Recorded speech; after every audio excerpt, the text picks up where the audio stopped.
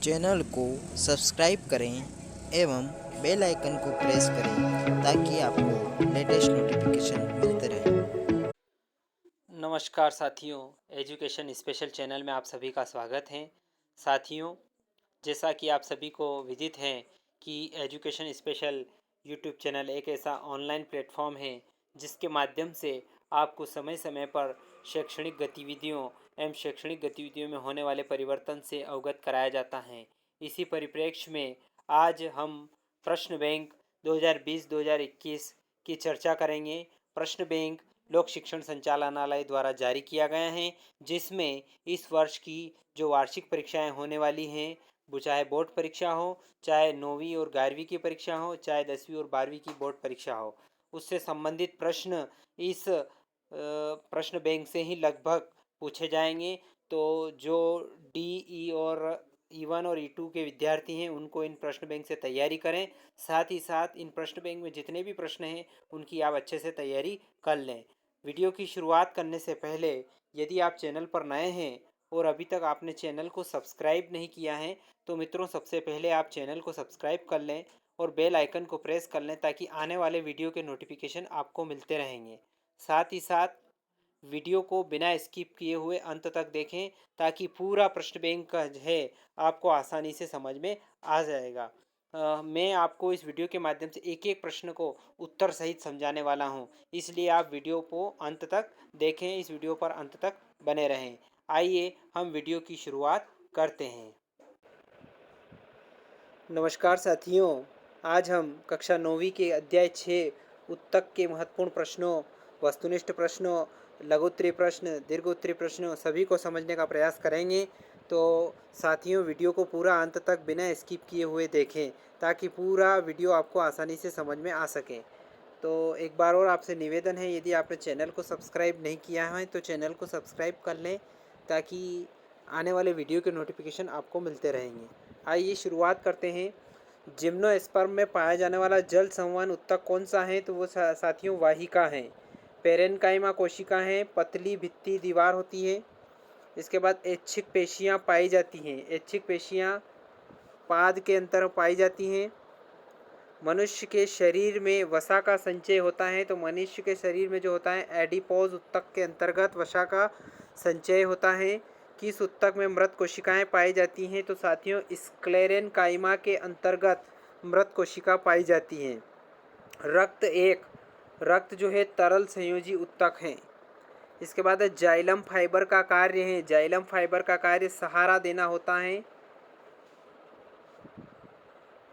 इसके बाद अगला प्रश्न है, दो अस्थियां आपस में जुड़ी होती हैं उसको स्नायु कहा जाता है।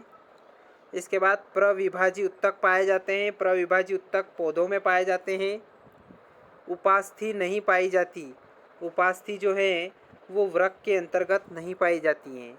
अस्थि की मैट्रिक्स में पाया जाता है। अस्थि की मैट्रिक्स में कैल्शियम तथा फास्फोरस दोनों पाया जाता है। तंत्रिका उत्तक का अभाव होता है। तंत्रिका उत्तक का अभाव टेंडन का अभाव होता है। नारियल का रेशे युक्त छिलका बना होता है। नारियल का जो रेशे युक्त छिलका होता है वो स्क्लेरेनकाइमा का बना होता है। रक्त का अधात्री भाग कहलाता है। रक्त का जो अधात्री भाग होता है उसको प्लाज्मा कहते हैं, प्लाज्मा कहलाता है। अगला प्रश्न है, पत्तियों की एपिडर्मिस में पाए जाने वाले छिद्रों को कहते हैं? तो एपिडर्मिस में पाए जाने वाले छिद्रों को स्टोमेटा कहा जाता है। अगला है, एक वाक्य में उत्तर दीजिए। निम्नलिखित उत्तकों के नाम लिखिए। उत्तक जो मुंह के भीतरी स्तर का निर्माण करता है, सरल शल की एपिथीलियम। उत्तक जो मनुष्य में पेशियों को अस्थियों को जोड़ता है उसको कंडरा कहा जाता है।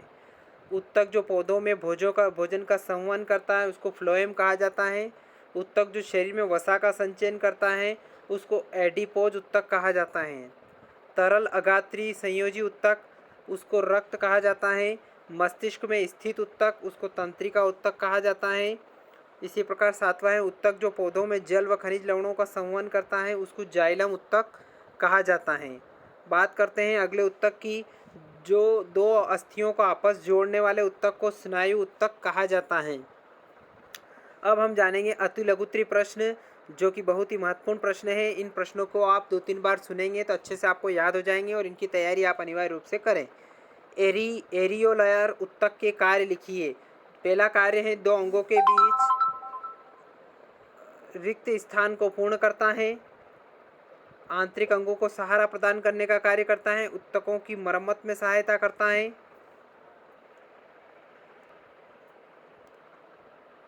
इसके बाद अगला प्रश्न, उत्तक को परिभाषित कीजिए।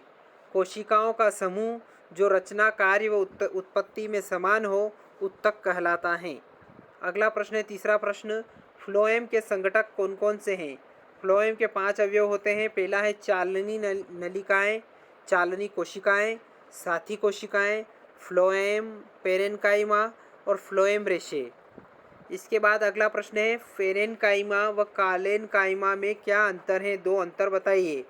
पेरेनकाइमा इनकी भित्ति, कोशिका भित्ति पतली होती है।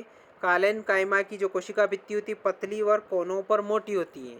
इसी प्रकार पेरेनकाइमा की भित्ति जो होती है सेल्यूलोज की बनी होती है और कालेनकाइमा की जो भित्ति होती है सेल्यूलोज व पेक्टिक पदार्थ की बनी होती है। अगला प्रश्न है, स्टोमेटा के 2 मुख्य कार्य लिखिए। स्टोमेटा के कार्य, गैसों के आदान प्रदान में सहायक होता है और वाष्पोत्सर्जन की क्रिया में सहायक होता है। तो ये दोनों कार्य हैं स्टोमेटा के। इसके बाद अगला है, पौधे में एपिडर्मिस की क्या भूमिका है? पौधों में एपिडर्मिस की भूमिका निम्नलिखित है। पहला, संक्रमण से रक्षा करना, शरीर से जल की हानि, शुष्कन को रोकना। इसके बाद अगला प्रश्न है, लघुत्तरीय प्रश्न, 3 अंकों वाले प्रश्न।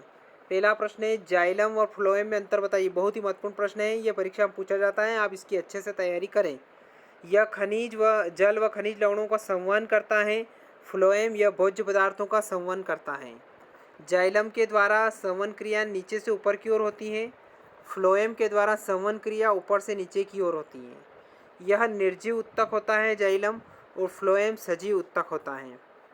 अगला प्रश्न है, हृदयक पेशी के 3 लक्षण लिखिए।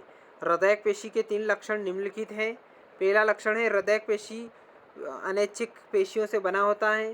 पूरे जीवन लयबद्ध संकुचन व प्रसरण करती है। कोशिकाएं बेलनाकार व केंद्रक व शाखा युक्त होते हैं। तीसरा प्रश्न, पौधों में वाष्पोत्सर्जन से क्या लाभ है? कोई 3 लिखिए। जल के संवहन में भूमिका निभाता है, वातावरण में नमी बनी रहती है और अतिरिक्त जल को बाहर निकालने में सहायक होता है। अगला है, सरल उत्तक एवं जटिल उत्तक में क्या अंतर है? लिखिए, कोई 3 अंतर आप बताइए। पहला, सरल उत्तक के अंतर्गत यह एक तरह की कोशिकाओं से बना होता है। जटिल उत्तक की तरफ यह एक से अधिक प्रकार की कोशिकाओं से बना होता है। सरल उत्तक एक समान कार्य करते हैं, जटिल उत्तक एक से अधिक प्रकार के कार्य करते हैं। सरल उत्तक पौधों को सहारा प्रदान करते हैं, भोजन का भंडारण करते हैं। जटिल उत्तक संवहन का कार्य करते हैं।